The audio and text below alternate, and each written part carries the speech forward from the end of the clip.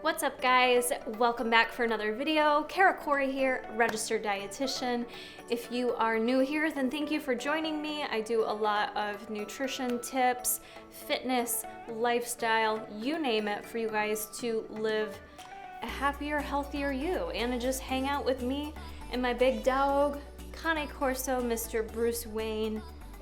He's kind of disguised down here all black, but he loves chilling with me in the videos.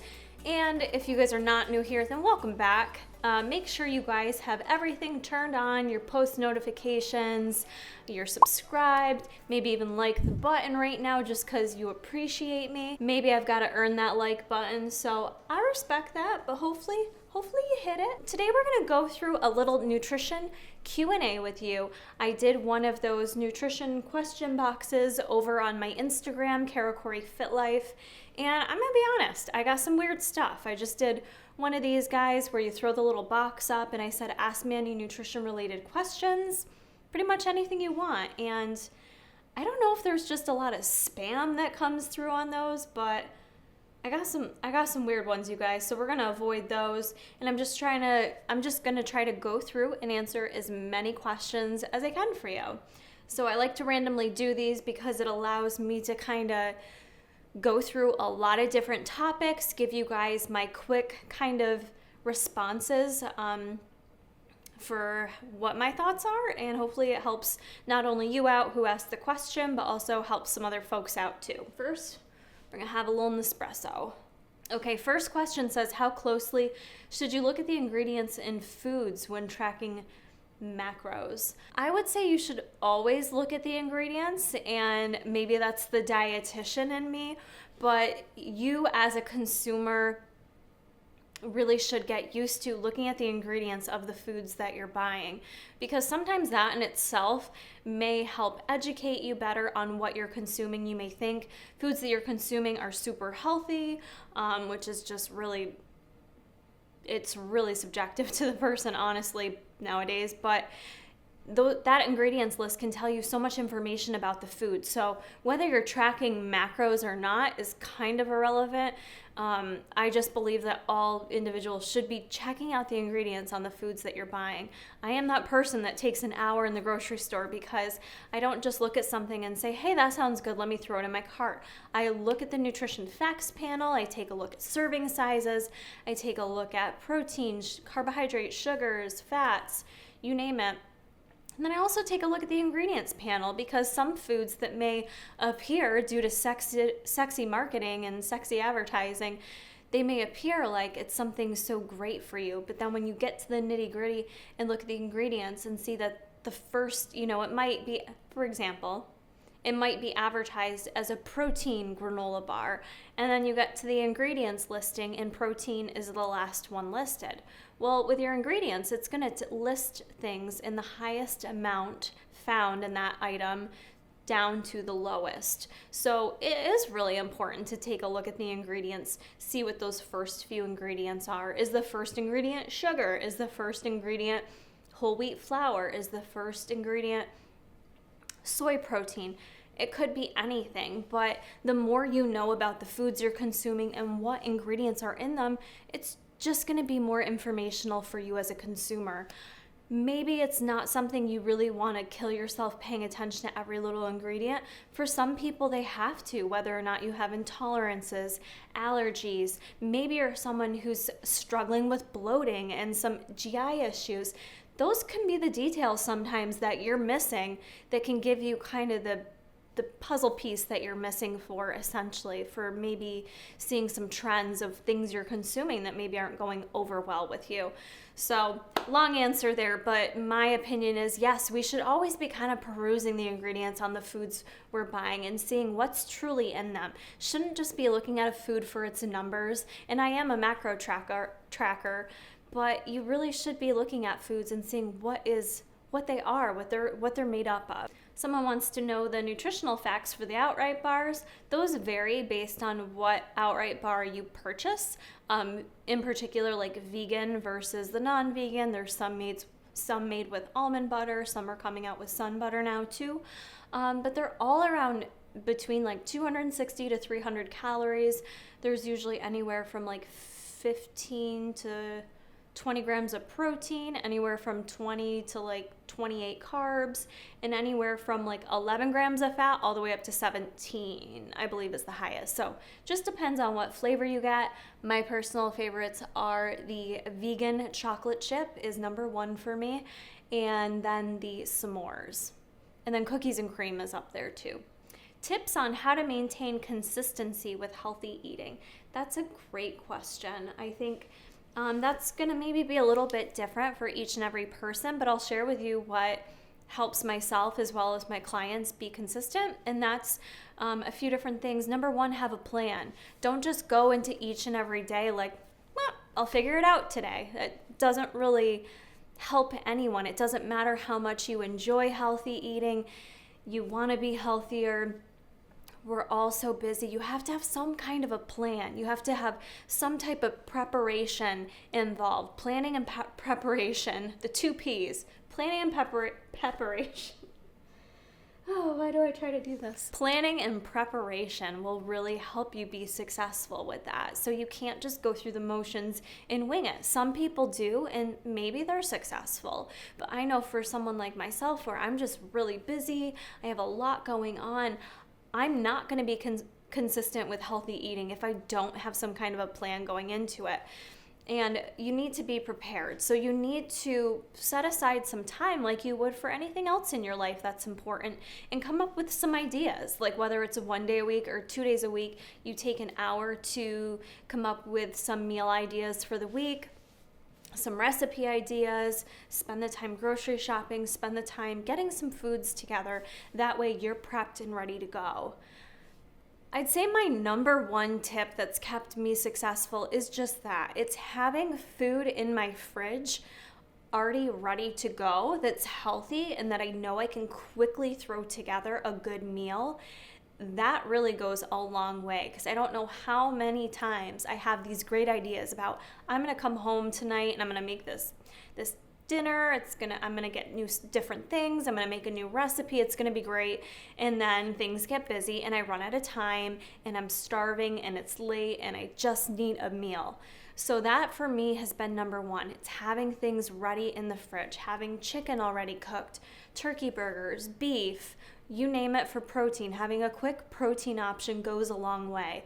Carbohydrates are really easy to grab. They're way more convenient. You can go up in your pantry, grab some crackers, grab a bagel. Like, there's so many carbs you can just quickly grab and eat, but protein isn't as readily ready to eat. It's not as convenient. So make sure to at least spend some time prepping some good lean protein options to have available. No, it doesn't always have to be meat either. It can be lentils, it can be tofu, it can be black beans, it can be whatever you want. It can be whatever your favorite protein sources are, but make sure you have a few options available. I also like to ensure that I have things like vegetables already cut up, because when I don't eat them because I'm too lazy. I'm going to be honest with you. Have things cut up, ready to go, and that way it really sets you up for success. And honestly, the other thing that helps me, and I think most people stay on track with healthy eating, is having that non-diet mentality in your mind where there are no foods off limits. You're not on some restricted diet. You know, I love eating healthy because it's like my perception of like how to eat is just I can eat whatever I want, and with that mindset, it makes it easier to want to eat healthy. And I don't know if any of you guys have experienced that or not, but when no foods are off limit to me, I don't want all the, the junk foods, if you will. But when those foods are off limits, it's all I think about, even though that's not stuff I even normally eat. So we kind of want what we can't have. So when things are off limits and all foods can fit into your diet, I feel like it's just easier to make healthy choices. But with that, I do enjoy fitting in stuff that's a treat, that's junk, if you will. Like, I like a big bowl of froyo with cookie dough bites on it. I like to have cookies.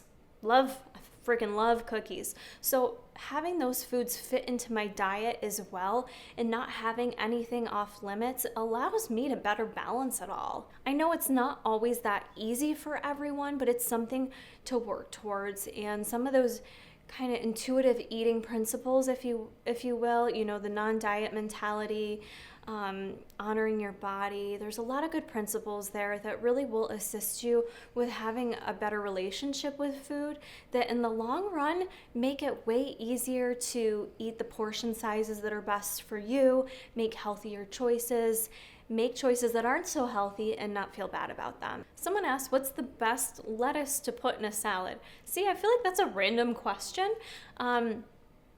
Sure, some lettuce is more nutrient dense than others. To keep it basic, your dark leafy greens, your dark greens, your spinach, your kale, those are going to have more nutrition to them. But things like butter lettuce, romaine, spring mix, arugula, find what greens you enjoy. We don't have to find what the perfect food is in each and every food group. It's about eating more vegetables, quite honestly. That's what I'll tell you to do. Iceberg lettuce, is there loads of nutrition in there? No, there isn't. That's probably not going to do much for you. Iceberg lettuce and celery, there isn't a whole lot of I'm going to start to alert the celery group if I say that, aren't I? All the medical medium people are going to come for me. But there's no perfect lettuce. I like to incorporate some baby spinach, but I also like romaine and butter lettuce. So I'll mix the two together so I'm getting the best of both worlds. Someone asked if I'm into collagen supplements. Let me better answer that for you.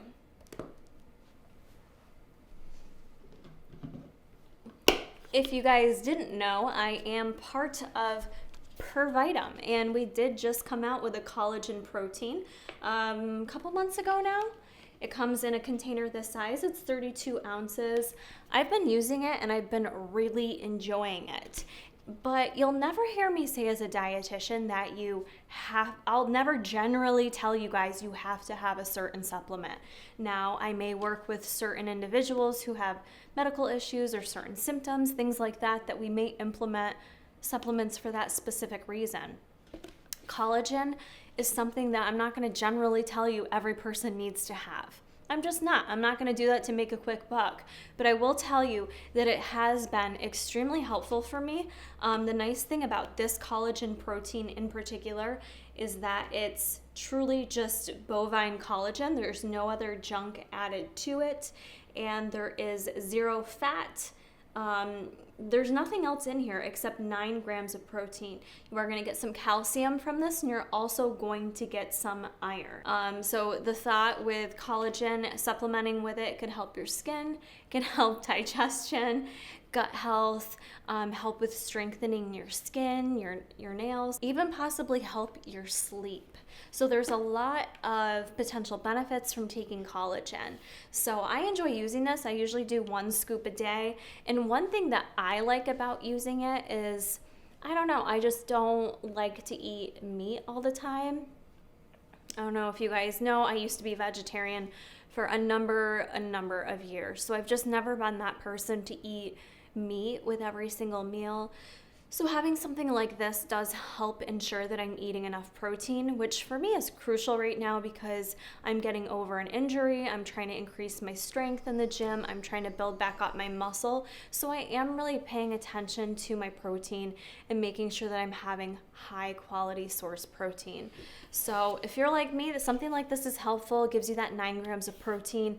It dissolves really easily. It's unflavored, so I just mix it in like some branch chains. I either mix it in branch chains or I mix it into my Planta shake. I do Planta protein with blueberries, almond milk, scoop of this, and ends up being like 30 grams of protein. So yes, I do like collagen. And you guys can get this at tigerfitness.com. I always have a link in my description box that you guys can use. I don't have a discount code, but if you use my link, it actually is an affiliate link, so I do get a % of commission each month for anything that you buy off Tiger Fitness. Why do people eat egg whites right before bed? Do they? I don't know that I've heard that before. I know like back in the clean eating day, like egg whites were like, needed to be part of your meals, but I've never heard of needing to eat egg whites before bed. So I'm not sure the answer to that, of why people eat them right before bed. I know some people like to do casein protein before bed because it's a longer digested protein. So that's not going to be an egg white. So that would be more like a cottage cheese if you had that right before bed. Someone asked best protein sources for vegans or vegetarians that don't like tofu. Be honest, this was a big part. One of the reasons why I went from being vegetarian to eating meat again is I was struggling with like high quality protein sources and feeling like I could get in enough protein sources that weren't processed. So if you don't like tofu, but you're a vegan or a vegetarian, I mean, I guess that really depends. If you're vegan, that's going to be much more limited for you than if you're just vegetarian. When I was vegetarian, I did lots of dairy, loads and loads of dairy for my protein source. It was all cottage cheese. I'd have skim milk all the time. Yogurt, lots of Greek yogurt. But if you're vegan, those are obviously off the table.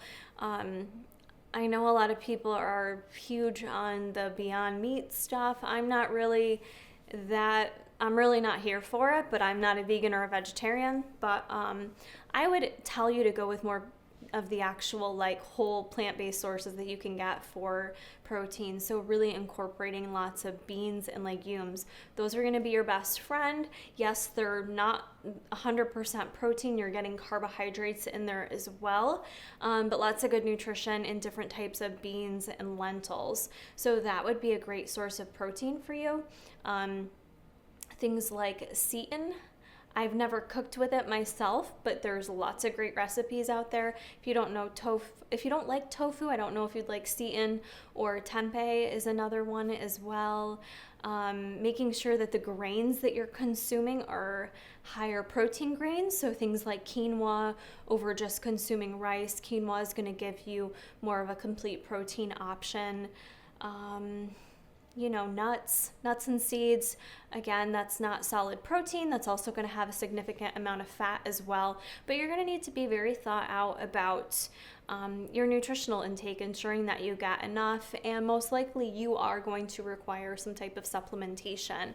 And one thing I would recommend taking a look at is Ambrosia Collective has some great vegan products, one of them being their plant-based protein, Planta, and I love the maple French toast. I already just mentioned that earlier, that I love the protein shake with it. Like, I'm not vegan, but I do enjoy that over a regular whey protein shake. It just tastes better to me. The consistency is on point.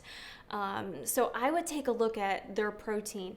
And one thing that stands out with their vegan protein compared to other vegan proteins, if you actually look at the nutrition facts panel on the Planta protein, it's not just the protein that's in it. It's almost just like a health food with all the added vitamins and minerals that's in it. So for someone like yourself that's vegan, you're really going to get your bang for your buck with that protein. You're not just going to get in protein, you're likely going to get in a lot of other vitamins and minerals that you could be missing in through your diet. And I'm just really not a huge fan of the meat alternative substitutes. I just feel like there's been so much controversy on them. To me, they're just so unnatural. And I'm not saying everything you eat has to be natural, but they're just so questionable to me. Like the brand Corn, I think it is. I remember some sketchy stuff came out about them, and I used to eat their like chicken cutlets. Again, some people prefer using those, like the Beyond Meat stuff. There's other brands. Boca, I still love me a Boca burger. So those are some options too. I feel like Boca is probably the better brand out there, to name brands in particular. If you look at their ingredients, when you actually take a look at what they're made up of, those tend to be the best to me. So I would say go with a Boca over the Beyond Meat burger. I had like 3 people ask me about bread in this Q&A, which I found really interesting. Like I got asked about Dave's Killer Bread, if it's okay to eat. Then I got asked my opinion on Ezekiel bread. And then I got asked, what's the best bread to eat? I am not going to sit here and tell you there's one bread that's superior to others.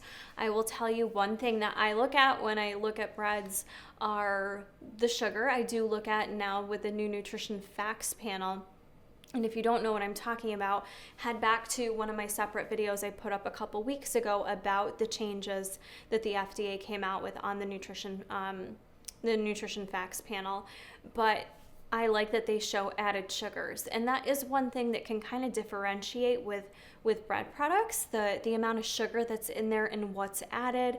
It will make a difference in flavor. I think people don't really realize that until you maybe kind of watch how much sugar's in your diet, but there is a lot of sugar in bread depending on what brand you get, a lot of added sugar and things like that. When I choose breads, I like to use that opportunity to go for a whole grain. I really do try to ensure that more of the bread products I'm eating are made with whole grains. And so looking at your ingredients panel will help you decipher that if the first ingredient is whole wheat flour.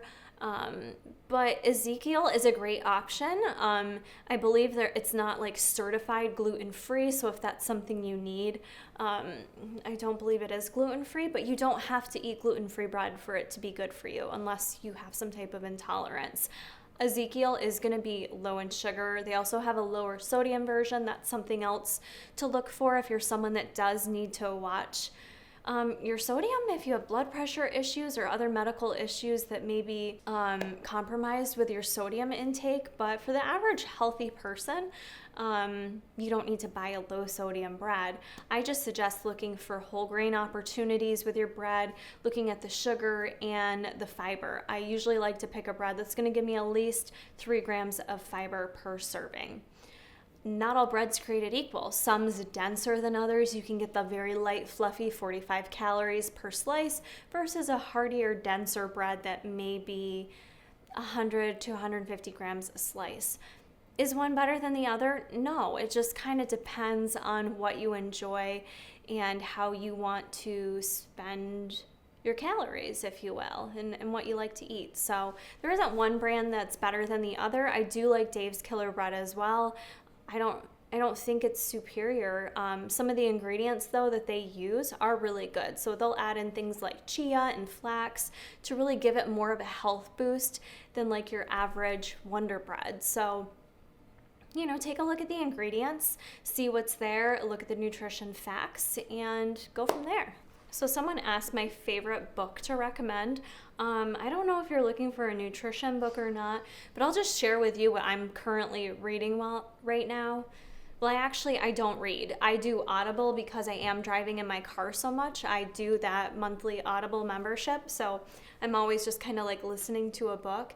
And one of my guilty pleasures, I do like self-help books, educational books, books that get my mind going, but I also love books or reading. I do just kind of like that escape from reality type feel, so I've really been into reading like celebrity memoirs, if you will.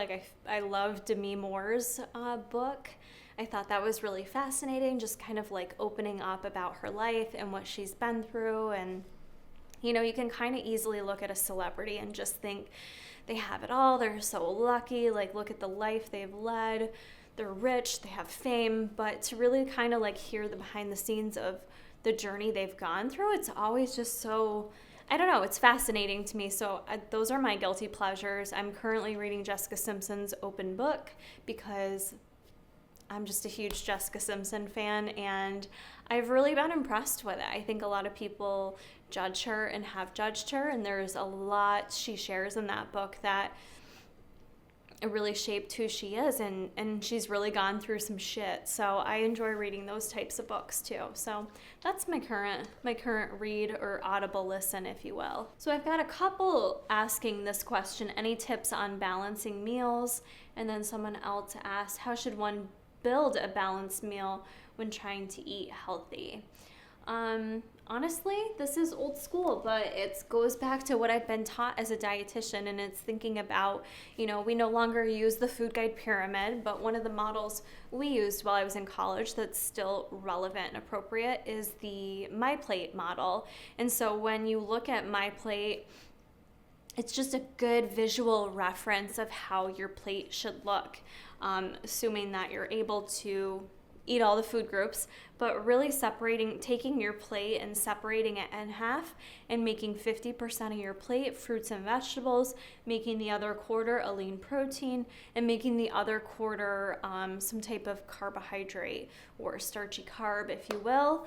And then if you're able to have a little dairy or calcium on the side, get that in there too. And obviously you're going to want to incorporate some fat as part of your meal too. So it's just kind of like a simplified way of looking at it, is really just that visual of what your plate looks like. Are you just eating a plate of carbohydrates? Are you eating a plate of protein? Really trying to get more balance by doing that check. Do I have fruits and vegetables present? How much protein do I have? How much carbohydrate? Am I getting any calcium in through my diet if I'm able to tolerate dairy or milk? And really just keeping it that simple. You don't have to track macros. You don't have to have some fad diet book sharing the magical solutions for you. It's really just kind of doing that mental check. What do I have in front of me? Is it balanced? Am I getting everything in that meal? And there may be days or meals where you don't check every little box, but that's okay. It doesn't have to be every single time you sit down and eat, but trying to think about at the end of the day, did you incorporate enough servings from each of the food groups? Well, hello there. Excuse me, sir, you're in my way. You can't sit there. Bruce, you can't sit there. Okay. Someone asked, thoughts on keeping binge-prone foods in the house? So that one's going to depend on where you're at in terms of when you say binge-prone. If you're someone that is active in having binge eating disorder, you've been diagnosed, you're going through treatment, then you're going to be a different situation that should be handled amongst your treatment team and what stage of that diagnosis you're at. In general, I like to encourage people to kind of get to a place where they can have those foods around and not feel like they're going to binge. It's not as easy as just saying like, okay, yes, I'm going to buy the ice cream and the treats and the Doritos and I'll just have them here and try to work through it. There's necessary steps that you need to take to actively work on the why of why you're binging and what that issue really is. You kind of have to peel the layers of the onion back and really figure out what's going on underneath there. Just buying the foods and having them around that you tend to binge on, while I think you should not have to restrict, it can't happen that easily. I hope this is making sense. So yes, I feel like you should be able to buy those foods and have them around, but I know it's not that simple, and not everyone's going to be ready to do that tomorrow. There was a period of time with competing in peanut butter. What is that? I don't even know, but it's something with competing in peanut butter. And peanut butter to me is still something I could easily go overboard with because I love it so much. But I had several instances of binging on peanut butter during bikini preps, or not necessarily during preps, but during that phase of my life where it was almost like, I can't keep peanut butter in the house. It's like an illness, I felt like. But really what I had to do was work on the why of why I was having that issue. And a lot of it was just being in such a severe restriction for such a long length of time that it created this bad habit, honestly. So you really have to kind of look at what's triggering you, why the binging is occurring. It's not the food.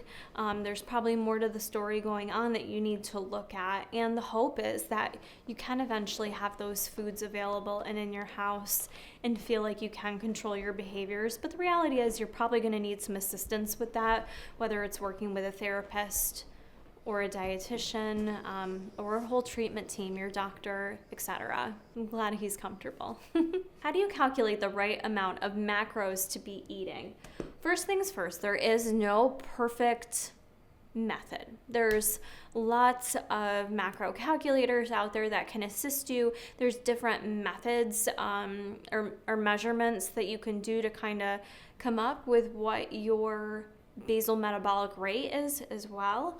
But there's no perfect way.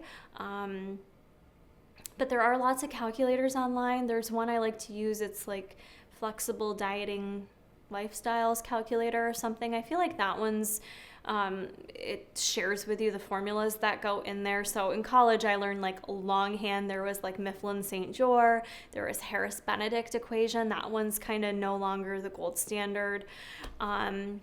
So there are different means of calculating it. There's lots of calculators on there. You can play around with different ones online.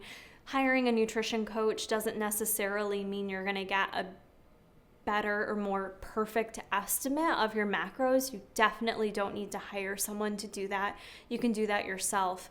What it comes down to is really consistently consuming those macros or that calorie level or however you're doing it, and seeing how your body responds. I mean, that's really all a coach does for you too. That's all I'm going to do for you as your dietitian. I'm going to assist you with adhering to a set macro regimen or calorie regimen, and we're going to take a look at how well you adhered to it and how you responded to it, and then you adjust from there.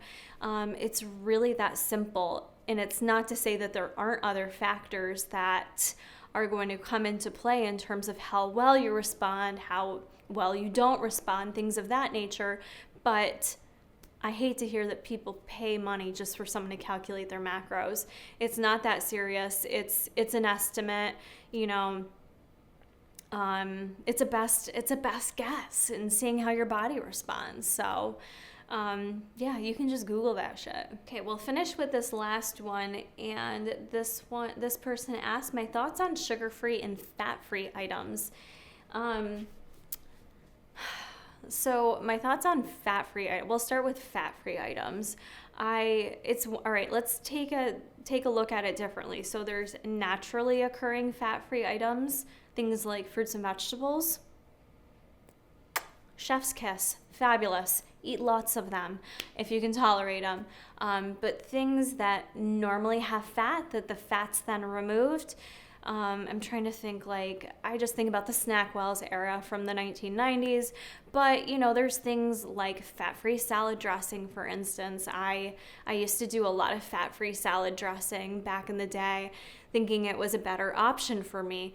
And when you really take a look at, in general, a lot of the items that are fat-free that used to have fat in them, the problem is they have to do something to improve the flavor, to make it more palatable, to make it taste good. So quite honestly, usually what's done with removing the fat is they end up adding in more sugar. So in other artificial ingredients. So when I look at it from a health standpoint, I always go with like a light dressing. I don't necessarily, sometimes I do full fat, but I usually go with like a lighter vinaigrette option. You know, if it comes down to a cookie or ice cream, light's okay, but I just think a lot of the fat-free products end up being garbage in terms of the ingredients that are in there. And by taking away the fat, they're usually just making the sugar higher. So what is the point? And I also don't think they're that palatable. I don't think they taste that good. I don't think anything fat-free typically tastes that good. The only thing I'll say that I do enjoy that's fat-free would be like yogurt, like some yogurts and stuff. Like when I think about Greek yogurt, 2% yogurt's great, but the 0% I love too. And it doesn't really taste artificial. They're not, with that example, they're not actually adding something back in it. They're just skimming more of the fat out of it, and that tastes fine to me. So it really kind of depends on the food item, but for the most part, I'm not a big proponent of needing to do the fat-free foods. I'm trying to think of like, what was it they added in fat-free Pringles that was giving everyone GI distress and causing them to crap their pants? Olestra. I used to love fat-free Pringles, thinking I could eat the whole can in the fat-free era in the 90s, and that just wasn't good for anybody. In terms of sugar-free, I do think sugar-free items are appropriate and helpful depending on what your situation is health-wise. I think the sugar-free market and how it's expanded has been great for diabetics. Lots and lots of options on the market now, substitutions that are way more palatable, offering nice substitutions for folks who do need to watch their blood sugar levels. And I know from a dieting standpoint, people have their opinions on artificial sweeteners, sugar-free products being bad for your health. There is some literature in terms of impacts on gut health, but in terms of overall use for weight loss in order to cut calories, it can assist because you're then not wasting calories on using 3 packets of sugar. You're instead using 1 packet of Splenda, which has no calories. Your body does not absorb it.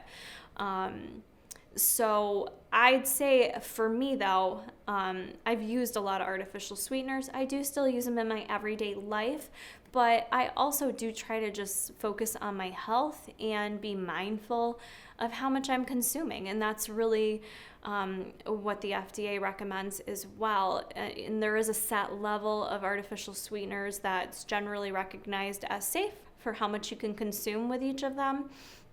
So, for a consumer, I think it's okay to include those in your diet, but be mindful of how much you're including as well.